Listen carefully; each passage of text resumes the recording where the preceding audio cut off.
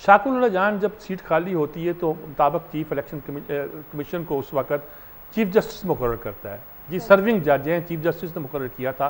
ये अगर परमानेंट हो जाते तो बेंच से तो आ जाते, लेकिन ये चीफ इलेक्शन कमीशनर होते तो एक जगह सुप्रीम कोर्ट की नुमाइंदगी करते।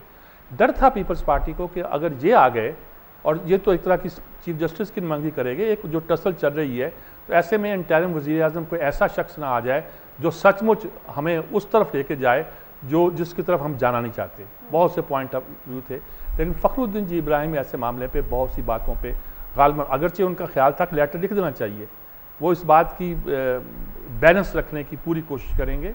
उम्र के उस हिस्से पे हैं जहां वो कोई ऊंच नीच भी बर्दाश्त नहीं करेंगे।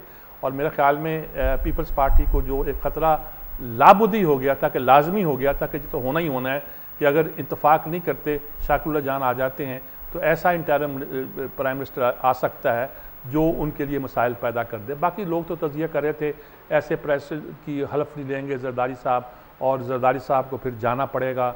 और कुछ लोग कहते थे कि स्क्रिप्ट के मुताबिक हो रहा है, उन्हें एग्जिट स्ट्रेटजी दी जा रही है। अच्छा, जरदारी साहब बेचारों को एग्जिट स्ट्रेटजी कई बार दी गई है, जब बीमार हुए थे तब भी उसे एग्जिट स्ट्रेटजी कहा गया था और बहुत सी बातें कही गई थी। तो इस वक्त वो डर था कि एक सेटअप ऐसा आ सकता है इस मुल्क में इंटरिम सेटअप के नाम पर जो लंबा अरसा गुजारेगा, उसका खदशा कम हो गया है इस फैसले से कि सब सियासतदानों ने मिलकर एक आदमी पर इत्तफाक कर लिया है और उसका नाम फ़खरुद्दीन जी इब्राहिम है। लेकिन कुछ भी हो सकता है, आप उस पर कुछ नहीं कर सकते। अगर कुदरत को मंजूर हुआ सब कुछ हो सकता है, लेकिन अल्लाह करे कि जमहूरियत की पटरी पर ये गाड़ी जो है चलती रहे तो ज़्यादा अच्छा है। और कुछ तो ऐसा हुआ जिस पर तमाम स्टेक होल्डर का कंसेंसस जो है वो एक हुआ। अगर दूसरी तरफ बात करें, दिफाए पाकिस्तान कौंसिल मार्च करती हुई रावलपिंडी की तरफ बढ़ रही है नेटो सप्लाई के हवाले से, आप क्या समझते हैं उनका ये मार्च रंग ले आएगा, नेटो सप्लाई रुक जाएगी?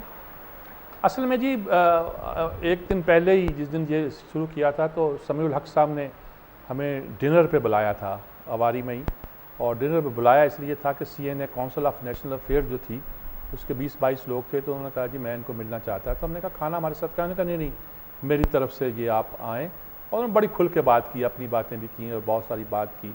तो मैं मुझसे पुरानी नियाजमंदी है उनकी, तो मैंने कहा कि मुझे तो लगता है कि आप इज्तिमाई ज़मीर का फ़र्ज़ कफ़ाया अदा करेंगे कि आप जाएंगे वहाँ तक पहुँचेंगे, गर्मी का मौसम है, उतने लोग जो रैली में इस तरह के होने चाहिए वो नहीं हो सकते, नहीं होंगे। और उसके बाद आप कोयटे तक मार्च करेंगे, एक और रोज़ों तक से पहले करेंगे, आपके मदरसे बंद हैं, स्कूल बंद हैं, लोग छुट्टियों पे गए हुए हैं। तो ऐसी सूरत में होगा ये कि एक प्रोटेस्ट तो रिकॉर्ड हो जाएगा, लेकिन ये कहना कि पूरी हम रोक देंगे या कर देंगे वो शायद इस वक्त मुमकिन ना हो। और फिर आप रोज़ों के बाद का इंतज़ार करेंगे जबकि कोई एक मैदान सजाया जा सके जिसके नतीजे के तौर पर ख़ासी ऊंच नीच पैदा होने की तवक्को की जा सके। तो वो खैर मुस्कुरा दिए सब लोगों ने, बाकी बहुत सी बातें उनसे पूछी जिसके बहुत सी बातों का जवाब था। लेकिन इसमें कोई शक नहीं है कि तवक्को से शायद ज़्यादा गुजरांवाला में लोग इतने ज़्यादा आ गए थे कि उन्होंने वहाँ रुकना लाजमी नहीं समझा और उन्होंने जाके पहला पड़ाव गुजरात पे किया है। बड़ा सिग्निफिकेंट है गुजरात पे अगर पड़ाव करते हैं वो। और गुजरात के बाद वो अभी आखिरी खबर तक जेलम क्रॉस कर चुके थे और जेलम पे हमीद गुल साहब और हाफिज़ सईद साहब खिताब कर चुके थे। देखिए इसमें जो मौसम ख़राबी की बात जहाँ तक है, जन हमीद गुल साहब बेहोश हुए हैं शादरा क्रॉस करते हुए, गर्मी की वजह से, डिहाइड्रेशन की वजह से। उस दिन 2 आदमियों के बारे में ये सुना, लोगों को तशवीश हुई। एक अब्दुस्तार ईदी किसी काम पे निकले हैं, कर रहे हैं, तो उनको तो बेहोश होते हुए दिखाया गया टीवी पर कि गिर रहे हैं और बाकायदा दिखाया गया। ऐसी टीवी पर मैंने सीन दूसरी बार देखा, ये तो बेहोश हुए हैं, अल्लाह इनको सलामत रखे ईदी साहब को। लेकिन ऐसा सीन मैंने देखा था, डॉक्टर सादक थे, एक बहुत लिटरेचर के उस्ताद थे और टीवी पर बड़ी पर्सनैलिटी, इंटरव्यू दे रहे थे अदब पर ही, और इंटरव्यू जब उनका लिया जा रहा था तो वहीं वो लुढ़क गए और उनका इंतकाल हो गया। और कैमरे ने ये मंजर जो रिकॉर्ड कर लिया, आखिरी आवाज़ ये आ रही थी पानी, ये किसी ने पीछे से कहा था कि पानी लाओ, और फिर कैमरा बंद कर दिया गया, या शायद रिकॉर्ड किया होगा, दिखाया इतना ही था इंटरव्यू। तो ईदी का देख कर मुझे हुआ, देखें ये मजबूत लोग हैं, लेकिन देखिए डिहाइड्रेशन या सारी चीज़ें, ये तो इंसान है ना जी, इंसान तो कोई सुपर ह्यूमन तो नहीं है ना जी।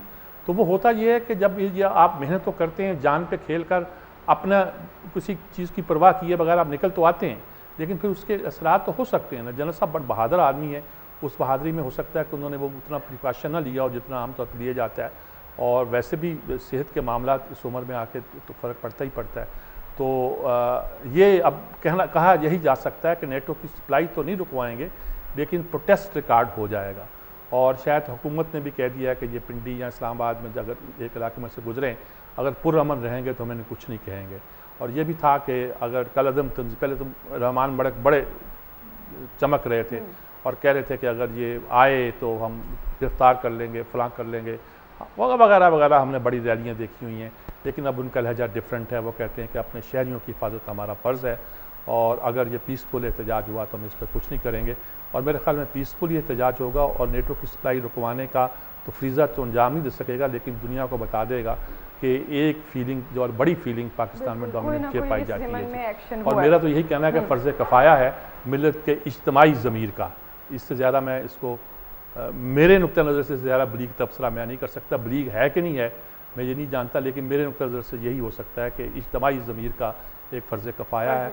और उन्होंने कहा जब ये फ़र्ज़ ऐन बन जाएगा फिर देखिए मुल्क में क्या सूरत हाल पैदा होती है। मीर साहब, अब हम हमारे साथ जो स्टूडेंट्स मौजूद हैं उनको शामिल करेंगे। अब्दुर्रहमान, क्या सवाल है आपके पास? मीर साहब, दफ़ाए पाकिस्तान काउंसिल जो है उसका मौक़िफ़ भी वही है जो दीगर जमातों का जो अपोजिशन में है उनका भी है, लेकिन हमें वो कहीं नज़र नहीं आ रहे, इमरान खान, नवाज शरीफ।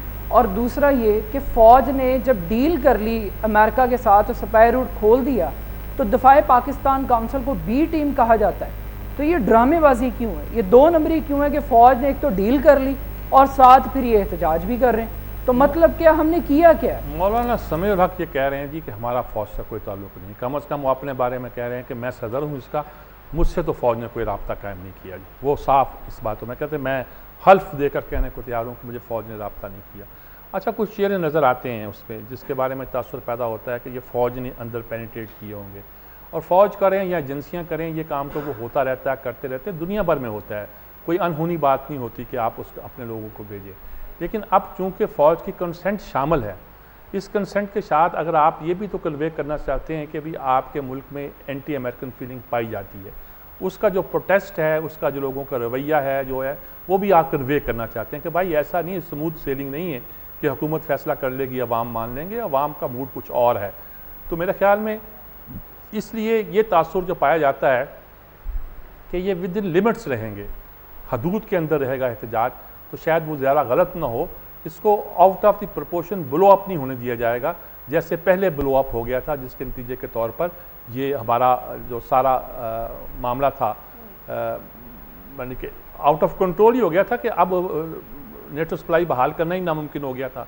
तो अब गालबन इस बात की कोशिश की जाएगी कि विद इन लिमिट्स रखा जाए।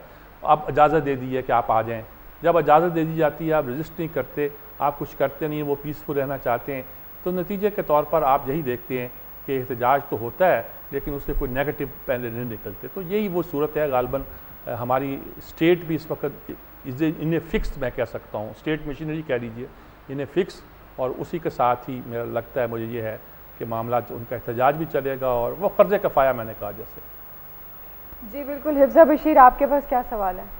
मीर साहब, मेरा सवाल भी नेटो सप्लाई के को लेकर है, यानी कि अदालती कार्रवाई कोई हो सकती है, यानी कि कोई स्टे कोर्ट की तरफ से लिया जा सकता है नेटो सप्लाई के ख़िलाफ़? असल में केस तो आज एक हो गया है। ज़फ़रुल्लाह खान एक एडवोकेट हैं, बैरिस्टर हैं, यहाँ लाहौर ही के हैं, बड़े ज़ोरदार वकील हैं, उन्होंने ये केस कर दिया है। लेकिन सच्ची बात ये है कि सारे काम हम अदालतों पे क्यों ले जाते हैं? यानी कोई चीज़ ऐसी है कि जो हम खुद भी तो हल करें ना जी। आखिर एग्जेक्टिव है, आखिर असम्बली हैं, बहुत सी जगह हैं जहाँ ये मसला हल करना चाहिए था। अब बलूचिस्तान का इशू हो, कोई इशू हो, लापता अफराद का इशू हो, NRO का केस हो, सारे केस हो, यंग डॉक्टर्स का केस है, अदालतों के पास है। अदालतों पे बर्डन भी ज़्यादा पड़ गया है, अदालतों पे बोझ भी ज़्यादा पड़ गया है, और उनको फैसले भी मुश्किल करने पड़ रहे हैं जी। अदालतों में ले जाया भी जा सकता है, और इसमें बहुत से हवालों से अदालतें इनको सुन भी सकती हैं और इसके सामने में कोई वर्डिक्ट दे भी सकती हैं। लेकिन गालिबन इस वक्त जो मुल्क की सूरत हाल है उसमें अदालतें भी चाहेंगी कि हमें आप इसमें ना घसीटें। आप अभी मेमो गेट का फ़ैसला सामने आना है, वो भी इसी हवाले से है, और मेमो गेट के फ़ैसले में तो साफ़ कह दिया गया है कि हुसैन हक्कानी इसमें मुलव्वस थे। अब उसकी सुप्रीम कोर्ट में बाकायदा हेयरिंग होगी, जब हेयरिंग होगी तो जो पूछा जाएगा कि हुसैन हक्कानी ने ये काम किसके कहने पे किया और कैसे किया, क्यों कर किया, ये सारी बातें जो है ना वो सामने आएंगी। तो इसलिए मेरे ख़्याल में अदालतों पे ज़्यादा दबाव हम ना डालें, हमने ख़ासे मसाइल में उनकी रहनुमाई भी चाहिए और उनकी मदद भी चाहिए, और वो कर भी रहे हैं। अल्लाह उन्हें इसकी जज़ा दे, अगरचे ये उनकी ड्यूटी है, लेकिन मैं ये इसलिए कह रहा हूँ कि हमारा भी जो हिस्से की काम है वो अदालतें कर रही हैं।